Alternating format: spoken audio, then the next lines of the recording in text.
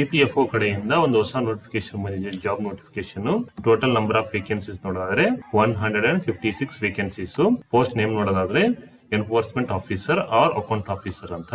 So ಇನ್ನ already ಹೇಳಿದಲ್ಲ EPFO ಕಡೆಯಿಂದ. EPFO ಅಂದ್ರೆ ಎಂಪ್ಲಾಯೀಸ್ ಪ್ರಾವಿಡೆಂಟ್ ಫಂಡ್ ಆರ್ಗನೈಸೇಷನ್ ಅಂತ.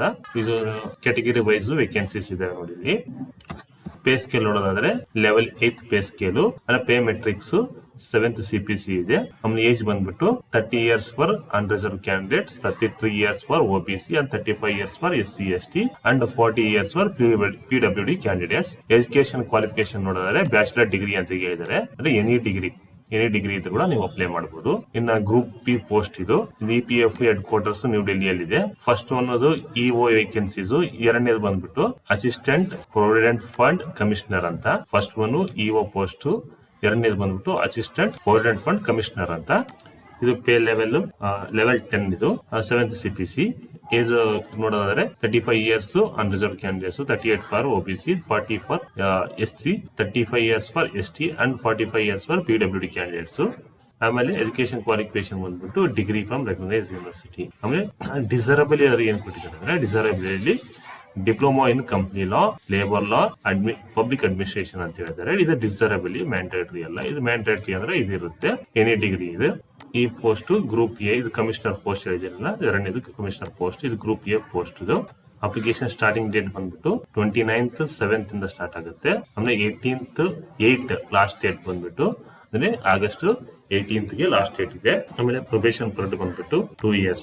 ಆಮೇಲೆ ಟೆಸ್ಟ್ ಯಾವ ತರ ಇರುತ್ತೆ ಅಂತಂದ್ರೆ ಸೆಲೆಕ್ಷನ್ ಪ್ರೊಸೆಸ್ ಯಾವ ತರ ಇರುತ್ತೆ, ಯಾವ್ದು ಆನ್ಲೈನ್ ಆಫ್ಲೈನ್ ಅಂತ ನೋಡಿದ್ರೆ pen and paper based test ಅದೇ. ಅಂದ್ರೆ ಇದು ಆಫ್ಲೈನ್ ಟೆಸ್ಟ್.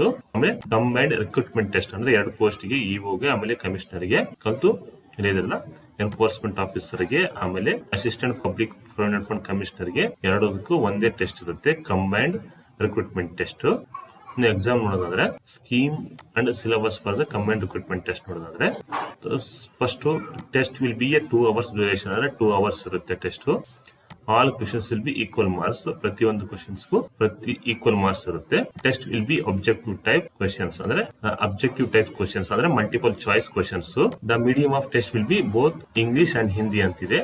ಇಂಗ್ಲಿಷ್ ಮತ್ತು ಹಿಂದಿಯಲ್ಲಿ ಇರುತ್ತೆ. There will be penalty for the wrong answer, ಅಂದ್ರೆ ರಾಂಗ್ ಆನ್ಸರ್ ಏನನ್ನ ನೀವು ಮಾರ್ಕ್ ಮಾಡಿದ್ರೆ ಅಂದ್ರೆ ಒಂದು ಪೆನಾಲ್ಟಿ ಇರುತ್ತೆ ಅಂತ ಹೇಳ್ತಾರೆ. 1/3 ಅಂದ್ರೆ ಒಂದು ಕ್ವಶನ್ ರಾಂಗ್ ಮಾಡಿದ್ರೆ 1/3 ಮಾರ್ಕ್ಸ್ ಕಟ್ ಆಗುತ್ತೆ ಅಂತ ಹೇಳ್ತಾ ಇದ್ದಾರೆ. ಆಮೇಲೆ no answer is marked for a question, there will be no penalty for that questions ಅಂತ ಹೇಳ್ತಾ ಇದ್ದಾರೆ. ನೀವು ಯಾವ್ದಾದ್ರು ಕ್ವಶನ್ ಅಟೆಂಡ್ ಮಾಡದೇ ಇದ್ರೆ ಆ ಕ್ವಶನ್ಸ್ಗೆ ಏನ್ ಪೆನಾಲ್ಟಿ ಇಲ್ಲ ಅಂತ ಹೇಳ್ತಾ ಇದ್ದಾರೆ.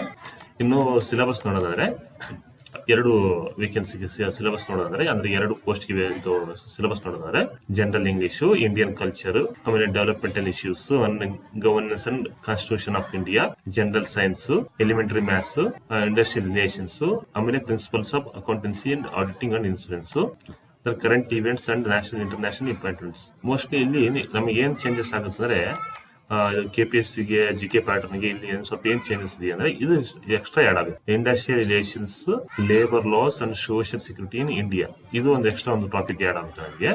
Compare to APSC GK paper ಬರ್ತೀವಲ್ಲ ಅದು ಕಂಪೇರ್ ಮಾಡಿದ್ರೆ ಇದೊಂದು ಆಡ್ ಆಗುತ್ತೆ, ಇದೊಂದು ಆಡ್ ಆಗುತ್ತೆ ನೋಡಿ. Principles of accountancy, auditing and insurance, ಇವೆರಡು ಎಕ್ಸ್ಟ್ರಾ ಆಡ್ ಆಗ್ತವೆ.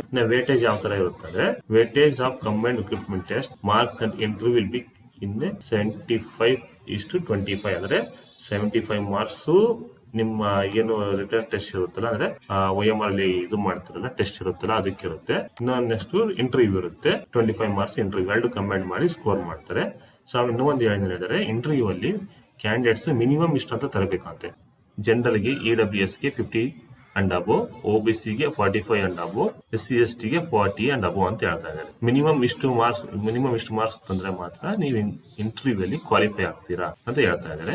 ಇನ್ನು ಸೆಂಟರ್ಸ್ ನೋಡೋದಾದ್ರೆ ಇಲ್ಲಿ ನೋಡಿ ಸೆಂಟರ್ಸ್ ಡೀಟೇಲ್ಸ್, ಫೀಸ್ ಡೀಟೇಲ್ಸ್ ನೋಡೋದಾದ್ರೆ SC ST PWD ವುಮೆನ್ ಕ್ಯಾಂಡಿಡೇಟ್ಗೆ ಫೀಸ್ ಇಂದ ಎಕ್ಸಂಪ್ಷನ್ ಇದೆ, no fee for SC ST PWD women candidates. ಇನ್ನು ಅದರ್ ಕ್ಯಾಂಡಿಡೇಟ್ಸ್ ಎಷ್ಟಿದೆ ಅಂತ ನೋಡೋದಾದ್ರೆ candidates are required to pay fee of ₹25. ಅಂದ್ರೆ ಅದರ್ ಕ್ಯಾಟಗರಿ ಏನಿದೆಯಲ್ಲ ಅವರಿಗೆ 25 rupees ಫೀಸು ಪೇ ಮಾಡ್ಬೇಕು ಅವರು. ಅದು ಆನ್ಲೈನ್ ಪೇ ಮಾಡಬಹುದು, ಆಫ್ಲೈನ್ ಪೇ ಮಾಡಬಹುದು. Either by remitting the money in any branch of SBI. Offline pay ಮಾಡಂಗಿದ್ರೆ SBI ಅಲ್ಲಿ ಪೇ ಮಾಡಬಹುದು.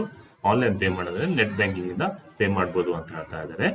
ಆಮೇಲೆ ಲಾಸ್ಟ್ ಡೇಟು ಫೀ ಪೇ ಮಾಡೋಕೆ 18ನೇ ತಾರೀಕು ಅಂತ ಹೇಳಿ 18ನೇ ತಾರೀಕು ಆಗಸ್ಟ್ ತಿಂಗಳು ಅಂತ ಹೇಳ್ತಾ ಇದ್ದಾರೆ. ನೀವು 2 ಪೋಸ್ಟ್ಗೆ ಅಪ್ಲೈ ಮಾಡ್ತಾ ಇದ್ರೆ ಪ್ರತಿಯೊಂದು ಪೋಸ್ಟ್ಗೆ 25 ರುಪೀಸ್ ಹಂಗ 2 ಪೋಸ್ಟ್ಗೆ 50 ರುಪೀಸ್ ಆಗುತ್ತೆ.